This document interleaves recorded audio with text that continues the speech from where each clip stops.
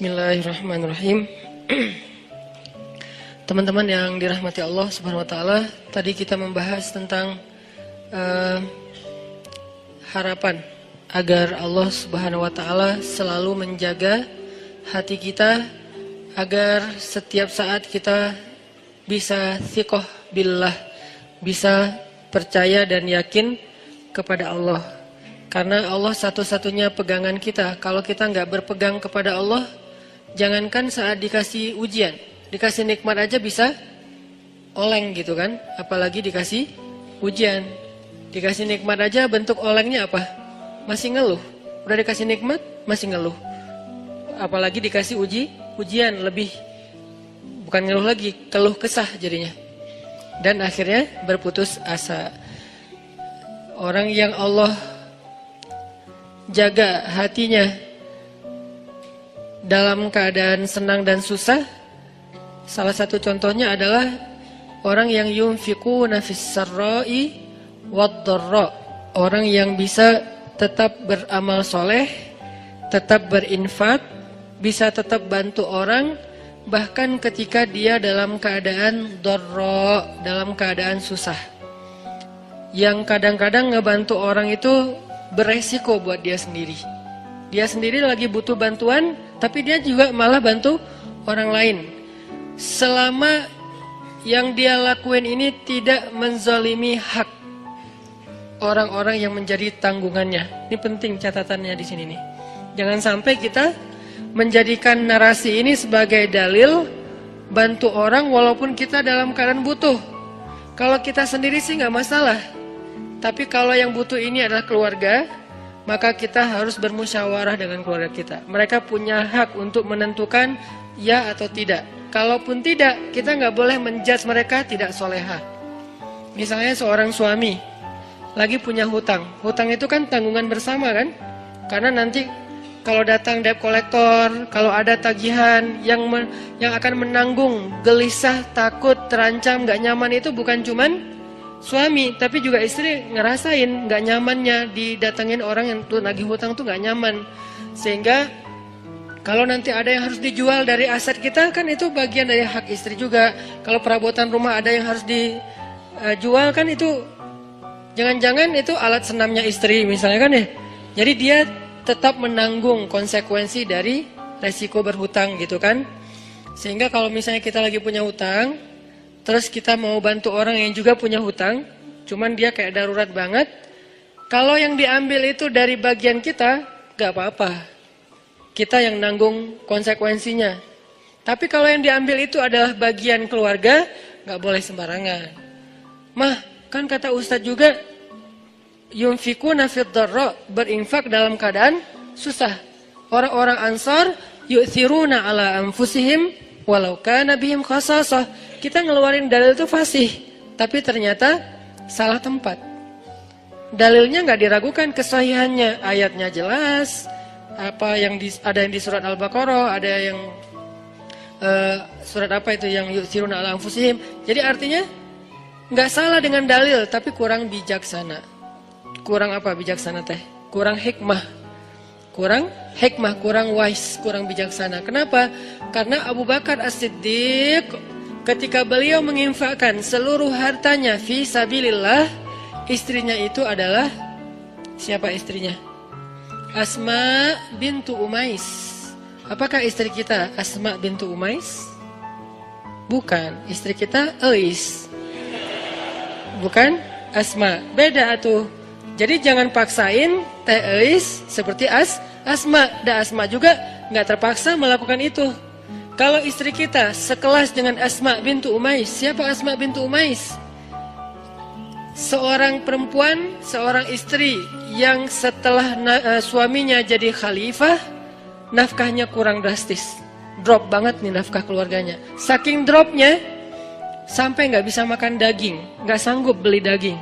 Lalu karena kangen pengen makan daging, dan pengen ngelihat suaminya juga makan daging, kasihan. Akhirnya dia sisihkan dari belanja hariannya, ditabung. Setelah beberapa lama, udah cukup beli daging sedikit. Nggak banyak, nggak 1 kilo.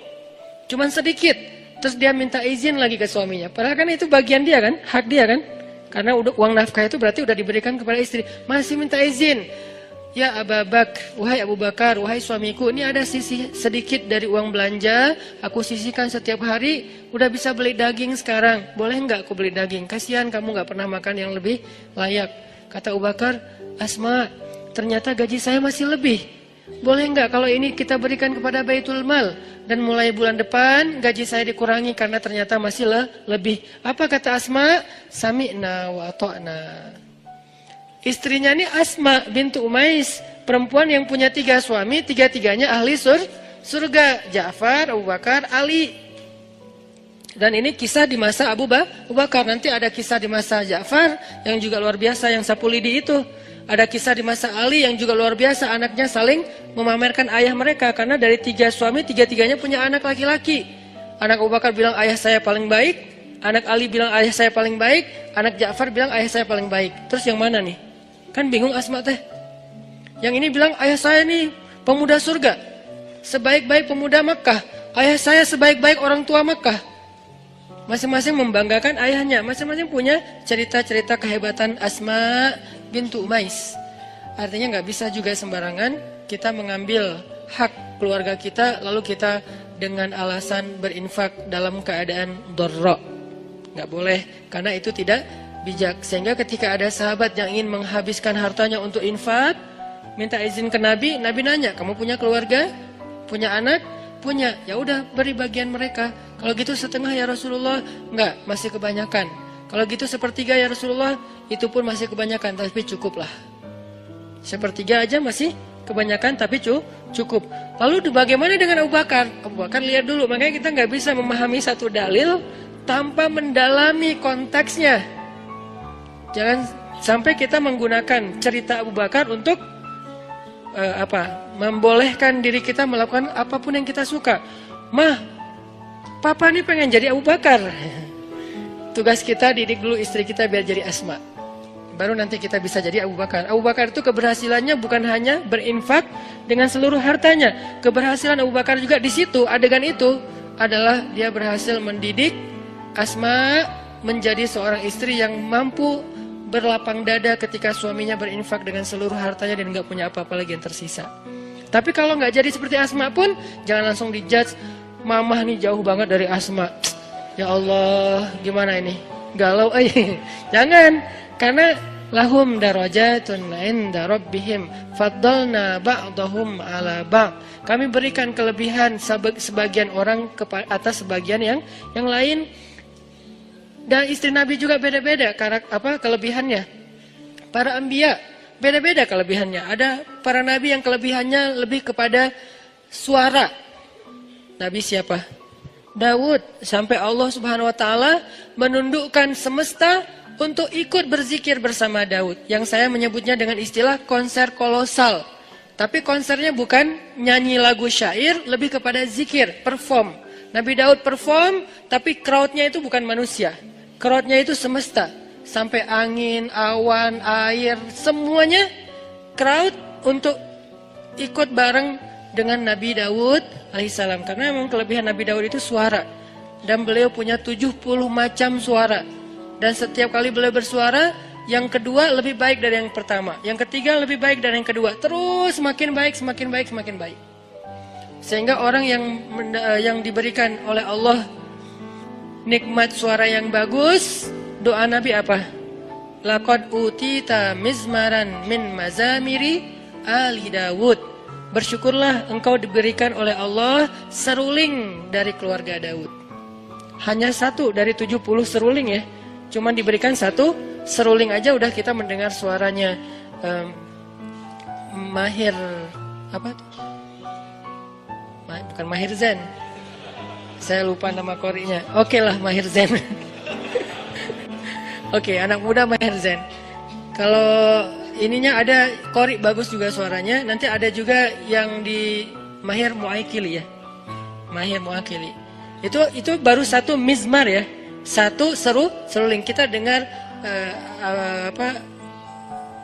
Rashid Al-Afasi nama panjangnya apa? Masyari Rashid Al-Afasi. Kita dengan Masyari Rashid Al-Afasi dengan azannya yang keren banget kan?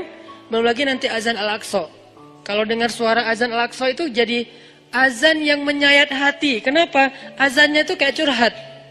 Aqsa kok gini-gini amat ya. Kesannya kayak gitu tuh. Dari azannya itu saya kayak membaca, kasihannya Masjid Al-Aqsa, kok kita gini-gini amat ya. Nah itu dari suara serak-seraknya azan Al-Aqsa. Nanti belum lagi suara bacaan Ad-Dagriri. Azannya Syekh Ad-Dagriri, kalau nggak salah Hamdi Ad-Dagriri di Mekah. Kayaknya ini lagi naik daun juga sekarang selain Mahir Mu'akhili. Ini semuanya mizmaran, satu seruling. Belum 70 seruling, gimana 70-nya? Jadi memang Allah kasih fadilah, fadl, Allah kasih keutamaan. Nanti Nabi Sulaiman, anaknya Nabi Daud, beda lagi keutamaannya. Kalau Nabi Daud keutamaannya di suara, Nabi Daud keutamaannya di tenaga fisiknya sampai Allah lunakkan besi di tangan Nabi Daud. Kalau Nabi Sulaiman, Allah lunakkan Allah tundukkan bukan besi, bukan semesta, tapi jin. Jinnya pun bukan jin yang hanya jin beriman, bahkan jin yang tidak beriman pun tunduk. Syaitan namanya. Kalau jin beriman kan jin doang ya. Kalau jin yang tidak beriman syaitan. Syaitan aja tunduk. Kenapa? Takut sama Nabi Sulaiman. Kami tundukkan angin. Ini fadlnya Nabi Sulaiman. Nanti Nabi siapa lagi misalnya? Nabi Musa. Allah kasih fadl tersendiri berbeda dengan saudaranya Harun. Harun fadlnya lisan. Musa fadlnya kegagahannya, kekuatan azamnya, kekuatan fisiknya. Sehingga ketika mereka berdua kolaborasi, ini jadi sebuah revolusi yang luar biasa. Ngalahin Fir'aun, ngalahin Haman, ngalahin Qarun, bahkan ngalahin Samiri. Kan banyak nama-nama tokoh antagonis pada era itu kan. Fir'aun, Haman, Qarun, Samiri ini kan antagonis semua nih. Jadi penjahatnya. Terus superhero-nya, superhero. Jagoan-jagoannya, Musa, Harun, Masyitah, apalagi nanti Asiyah, kan banyak kan jagoan-jagoan yang keren-kerennya nih.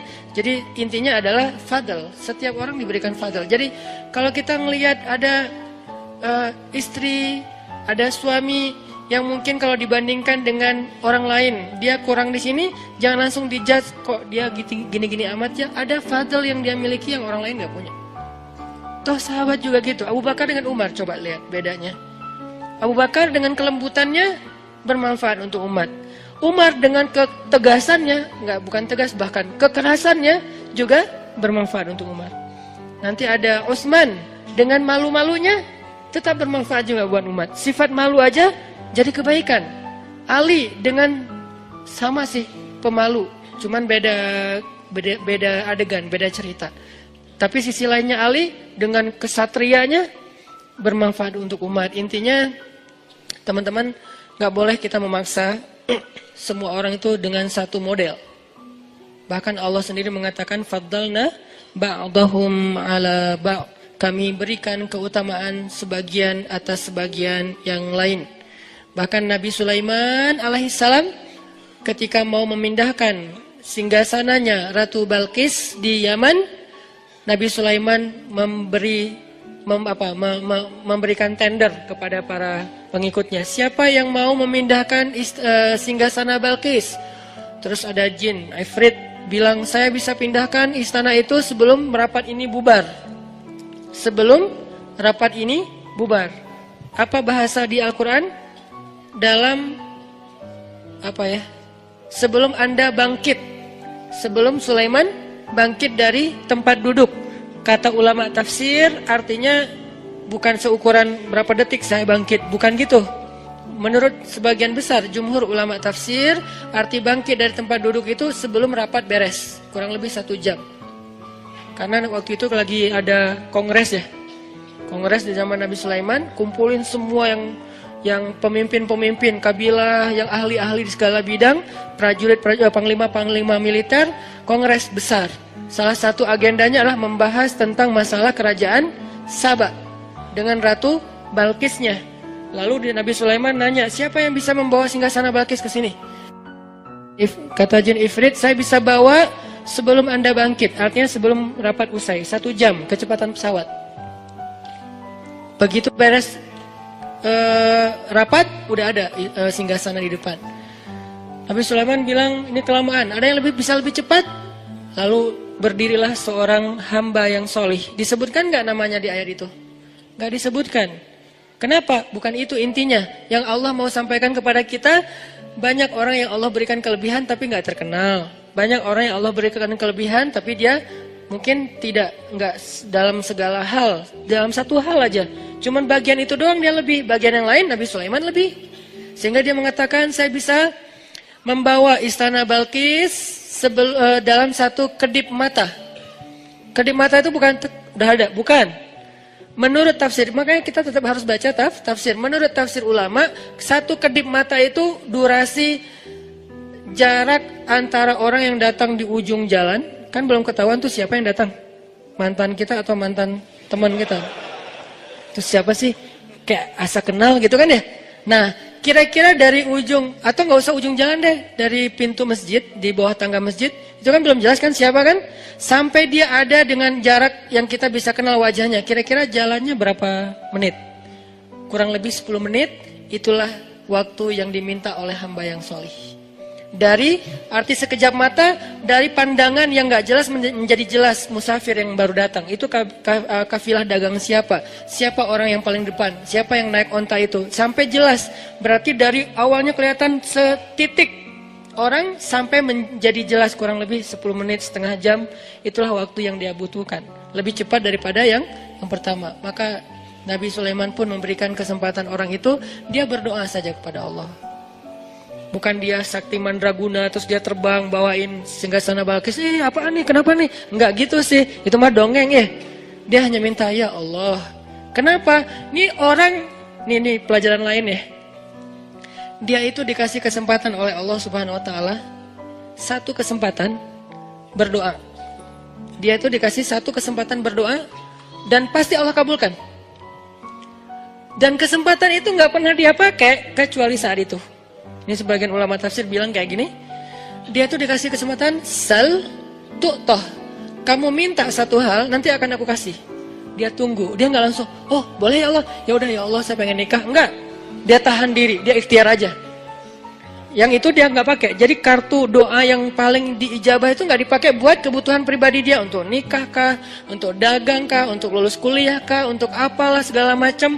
Enggak, dia tunggu sampai yang paling penting baru dia pakai. Kapan paling penting? Ketika seorang pemimpin membutuhkan support dari dia. Siapa yang bisa support saya dalam dakwah? Siapa yang bisa support saya untuk ekspansi kekuasaan yang adil, yaitu kekuasaan agama Allah? Baru dia pakai, ya Nabi ya Allah, saya. Lalu dia angkat tangannya, dia bilang, ya Allah, tolonglah Sulaiman, bawalah singgasana Balkis ke hadapannya, sehingga engkau akan tunjukkan kekuasaanmu supaya Balkis beriman. Langsung Allah bawa. Jadi dia pakai satu-satunya kesempatan dia berdoa, bukan ngedoain orang yang udah mutusin dia tanpa alasan. Ya Allah, dia jahat banget sih. Ini walaupun sebetulnya doa kita kan banyaknya kesempatannya. Ini artinya kalau sekali-kalinya kita dikasih kesempatan berdoa yang lain gak diijabah kecuali sekali, maka sebaik-baik orang yang menggunakan doa itu adalah untuk mendoakan kepemimpinan atau diberikan seorang pemimpin yang solih, pemimpin yang adil, pemimpin yang bisa menjadi khalifatullahi fil ard, menjadi wakil Allah di muka bumi. Arti wakil Allah itu menyebarkan agama Allah yang adil di muka bumi, rahmatan lil alamin.